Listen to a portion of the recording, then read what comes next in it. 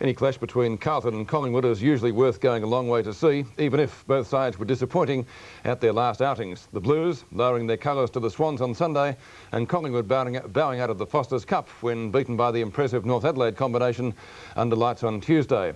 After 5 successive matches at Waverley, today's game was the first between the two clubs at Victoria Park since round 14 of the 1983 season, when the Woods won by 55 points. Last up, however, the margin was only 6 points in favour of the Blues when they met in the last home and away round last year.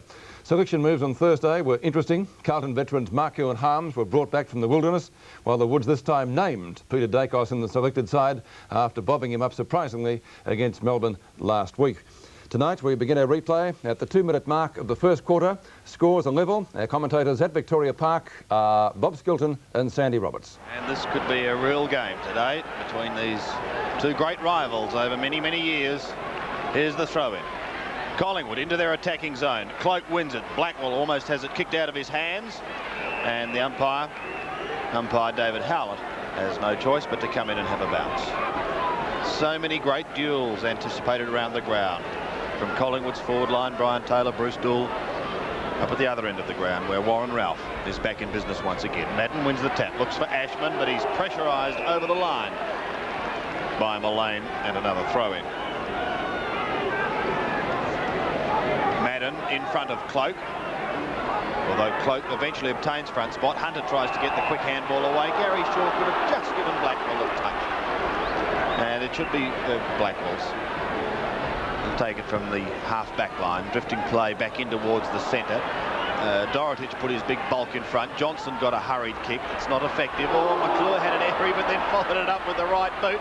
Still pushing the ball down. Now Turner intercepts for Collingwood. Back towards Fellows, who scoops it off the ground, over the head of Ashman, but straight to Big Madden. And he will clear for the Blues. Justin Madden's kick. An awkward bounce, but it comes back to Melbourne. Melbourne with a hand pass wide, finds Bradley. Bradley should go Guywards, but he's hooked it back towards Kernahan. Phillips does well to punch the ball away. No, I cannot agree with umpire Cameron.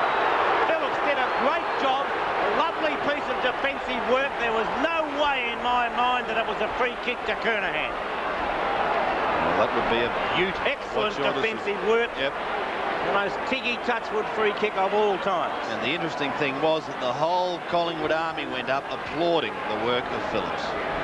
The ball was his objective, but now he's seen it taken away. So it's Stephen Kernahan, 30 metres out directly in front. A chance for the first score of the day.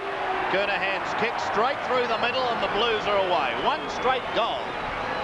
And Collingwood are yet to score. It's a nice kick from Kernahan, but one that for mine he should not have received.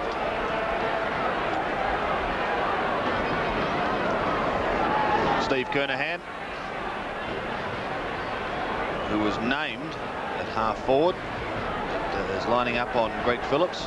Those two boys, incidentally, in the state squad for South Australia.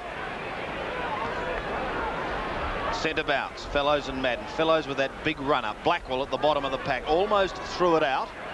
Road couldn't get an effective kick. Back to Blackwell, Hunter, Bradley. The Blues forward again. A high kick by Craig Bradley up towards the centre wing area. Meldrum has it fisted away, but straight down to Hunter. Danger again, up towards Kernahan. Ralph is waiting at the back. Kernahan, the flyer, and he's got it. There's no doubt about that one, Sandy. It's a great mark. An excellent mark by Stephen Kernahan.